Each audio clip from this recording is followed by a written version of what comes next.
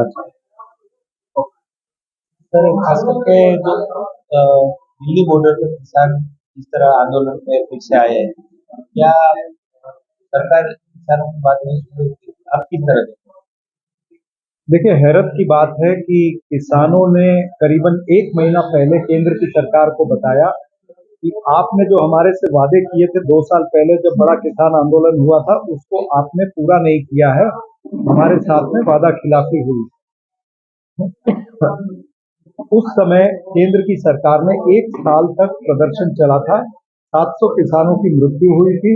किसानों पर गोलियां, लाठी सब चली थी। और 1 साल के बाद में सरकार ने वादा किया था कि हम आपको एमएसपी के हिसाब से देंगे। P2 प्लस 50% स्वामीनाथन कमेटी ने जो एग्री किया था, हम उस हिसाब से आपके धान को, आपके गेहूं को हम खरीदेंगे। अब स्वामीनाथन जी को तो आप दे रहे हो भारत रत्न पुरस्कार, लेकिन स्वामीनाथन जी की रिपोर्ट के तहत जो आपने वादे किए थे, उन वादों को पूरा नहीं कर रहे हो, वादा खिलाफी कर रहे हो, ये एक चीज।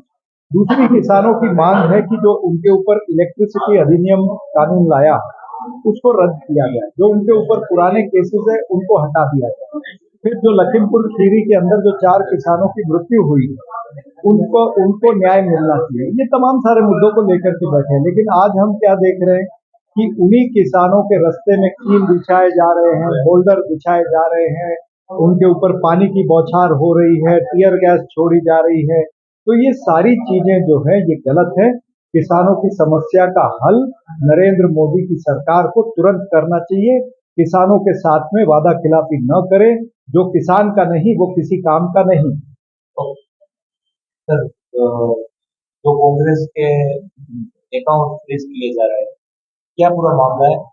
क्या सरकार इलेक्शन को ध्यान में रख के कर रही सरकार बिल्कुल इलेक्शन को ध्यान में रख के कर रही है। सरकार कांग्रेस पार्टी की जो भारत जोड़ो न्याय यात्रा जो राहुल गांधी जी निकाल रहे हैं, उससे डर चुकी है। जिस तरह से भारत जोड़ो न्याय यात्रा को प्रतिसाद मिल रहा है, तो वो हमारे ऊपर आर्थिक अंकुश लगाना चाहती है।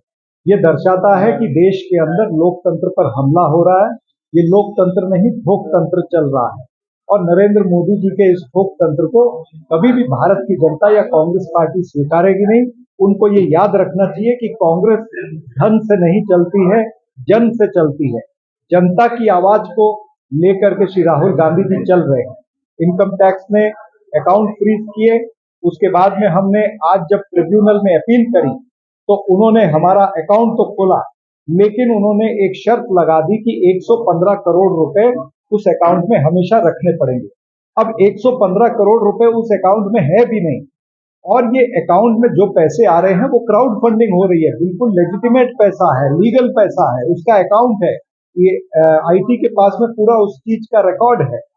तो जब आपके पास पूरी चीज का रिकॉर्ड है, क्राउड फंडिंग लेजिटिमेट है, जनता अगर पैसे कांग्रेस पार्टी को दे रही है, तो आप क्यों हमारे ऊपर अंकुश लगाना चाहते हो? यानी कहीं ना कहीं देश के शाह और तानाशाह ये दोनों कांग्रेस पार्टी से डर रहे हैं। ये इसमें सिद्ध होता है। सर, जिस तरह से कल सुप्रीम कोर्ट में इलेक्ट्रॉनिक जो बॉन्ड है, उसको लेके मुद्दा उठा है। किस तरह देख रहे हैं, जिस तरह फंडिंग हो रही है, क्या जनता को, मतदारों को ये जानने का तो अभी भी रहना चाहिए? बिल्कुल, सुप्रीम कोर्ट के निर्णय का हम स्वागत करते हैं। और आदरणीय श्री राहुल गांधी जी ने तो 2018 में कह दिया था कि ये जो इलेक्टोरल बॉन्ड का विषय है, इसके तहत काले पैसे को व्हाइट किया जाएगा। ये सबसे बड़ा भ्रष्टाचार देश का हो सकता है। और वही सुप्रीम कोर्ट ने उस तरफ ही उंगली उठाई है कि इसके अंदर ट्रांसपेरेंसी नहीं है, इसमें इंफॉर्मेशन एक्ट जो है, आरटीआई एक्ट जो है, उसका उल्लंघन है।